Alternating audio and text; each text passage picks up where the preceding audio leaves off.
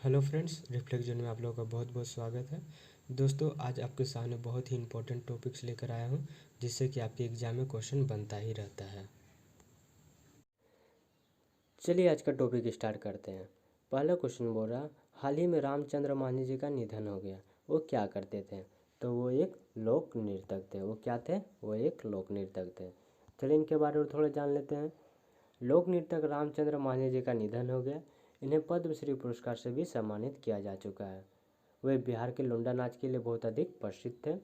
लोंडा नाच को एक लोक नृतक माना जाता है, जिसमें कलाकार लड़की की वेशभूषा यानी कपड़ा पहन के नाचते हैं। ये लोंडा नाच आपको बिहार में अक्सर देखने को मिलेगा, खास करके बारातियों में। चलिए अगला क्वेश्चन है, जुलाई 2022 में पद्मश्री डॉक्टर शुभमन बंदोपाध्याय जी का निधन हो गया। वो क्या करते थे? तो वो एक डॉक्टर थे। चलिए इनके बारे में थोड़ा जान लेते हैं। पश्चिम बंगाल के प्रसिद्ध चिकित्सक डॉक्टर शुभमन बंदोपाध्याय जी का निधन हो गया। पश्चिम बंगाल में उन्होंने 60 साल तक 1 रुपये में मरीजों का इलाज किया। वो अपना फी 1 रुपये लेते थे। पश्चिम बंगाल में उन्होंने 1 रुपये वाला डॉक्टर भी कहा जाता है, उन्हें 1 रुपये का डॉक्टर भी कहा जाता है।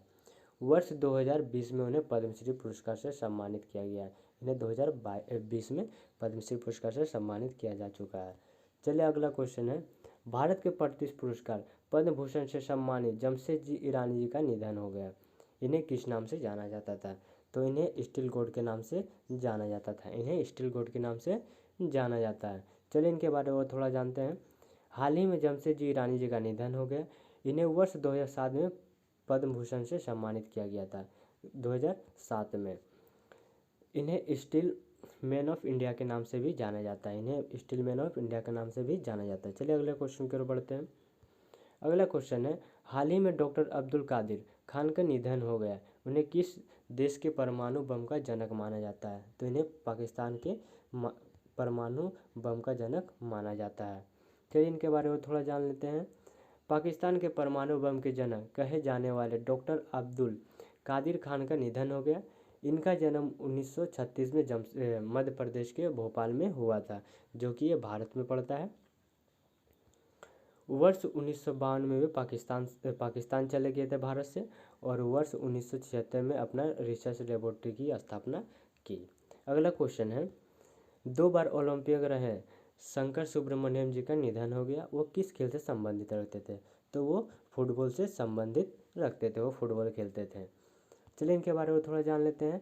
भारतीय फुटबॉल टीम के गोलकीपर रहे शंकर सुब्रमण्यम जी का निधन हो गया। वो फुटबॉल में गोलकीपिंग करते थे, फुटबॉल में गोलकीपिंग करते थे। उन्हें एस बाबू नारायण के नाम से भी जाना जाता था। उन्हें एस बाबू नारायण के नाम से जाना जाता था।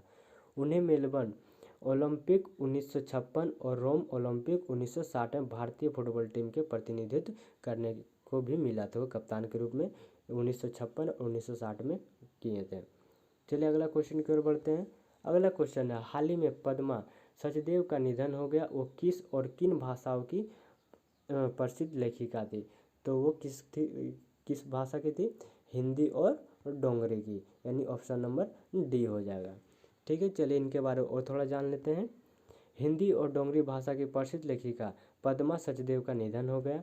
वर्ष 2016 में इन्हें चित्र चैत्र किताब के लिए 25वीं सरस्वती सम्मान से सम्मानित किया गया था, यानी 2016 में। ठीक है, वर्ष 2001 में इन्हें पद्मश्री पुरस्कार से भी सम्मानित किया गया था।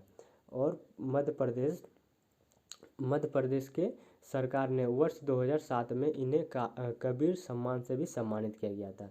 यानी कि 2016 में चित्र चैत्र किताब के लिए 25वीं सरस्वती से, और 2001 में पद्मश्री पुरस्कार से, और 2007 में कबीर सम्मान से किया गया था। चलिए अगला क्वेश्चन की ओर बढ़ते हैं। अगला क्वेश्चन है, हाल ही में राकेश झुनझुनवाला जी का निधन हो गया। बताइए उन्हें किस नाम से जाना जाता है? तो उन्हें किस नाम से जाना जाता था? उन्हें बिग बुल के नाम से जाना जाता था। चलिए इनके बारे में थोड़ा जानते हैं।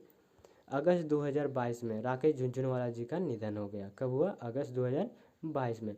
उन्हें भारतीय स्टॉक मार्केट का बिग बुल और भारत के वारेन बुफेट भी कहा जाता है। राकेश झुनझुनवाला के द्वारा आकाश एयरलाइन की भी शुरुआत की गई थी। किनके द्वारा? राकेश झुनझुनवाला जी के द्वारा आकाश एयरलाइन। वे भारत के निवेशक और शेयर व्यापारी थे। चलिए अगले क्वेश्चन की ओर बढ़ते हैं। अगला क्वेश्चन है, जुलाई 2022 को किस देश के पूर्व प्रधानमंत्री शिंजो आबे का निधन हो गया? तो किस देश से संबंधित रखते थे? तो वो जापान के प्रधानमंत्री थे। वो कहाँ से? जापान के प्रधानमंत्री। चलिए इनके बारे में थोड़ा जानते हैं। जुलाई 2022 में जापान के पूर्व प्रधानमंत्री शिंजो आबे का निधन हो गया। पश्चिमी जापान के नारा शहर में एक चुनाव अभियान के दौरान उनकी गोली मारकर हत्या कर दी गई। वे अपना चुनाव का इलेक्शन का प्रचार करने गए थे, वहीं पर इन्हें गोली मार दिया गया। शिंजो आबे जापान के सबसे लंबे समय तक प्रधानमंत्री रहे थे। ये आपका क्वेश्चन बन सकता है कि जापान के सबसे लंबे समय तक प्रधानमंत्री रहने वाला कौन है? तो वो शिंजो आबे है। ठीक है।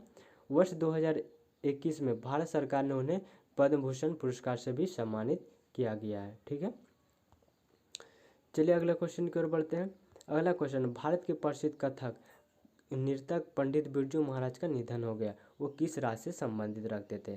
तो वो किस राज्य से संबंधित रखते थे? वो उत्तर प्रदेश से संबंधित रखते थे। चलिए इनके बारे में और थोड़ा जान लेते हैं। भारत के प्रसिद्ध कथक नृतक पंडित बिरजू महाराज का 83 वर्ष की उम्र में निधन हो गया। तो कितना वर्ष के थे? 83 वर्ष की उम्र उनका निधन हो गया था। इनका जन्म 1938 में हंडिया उत्तर प्रदेश में हुआ था। भारत सरकार ने उन्हें वर्ष 1986 में पद्म भूषण पुरस्कार से सम्मानित किया था। कब? 1986 में। कथक भारत के 8 शास्त्रीय नृत्यों में शामिल एक शास्त्रीय नृत्य है। चलिए अगला क्वेश्चन की ओर बढ़ते हैं। अगला क्वेश्चन है, हाल ही में लता मंगेशकर का निधन हुआ है। उन्हें किस वर्ष भारत रत्न पुरस्कार से सम्मानित किया गया?